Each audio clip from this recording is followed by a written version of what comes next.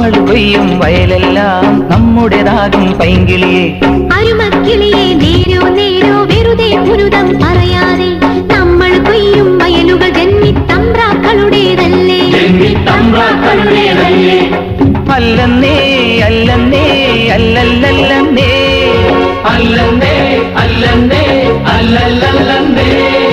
നമ്മൾ കൊയ്യും വയലെല്ലാം നമ്മുടേതാകും പൈങ്കിളിയെ. അരുമക്കിളിയെ നേരോ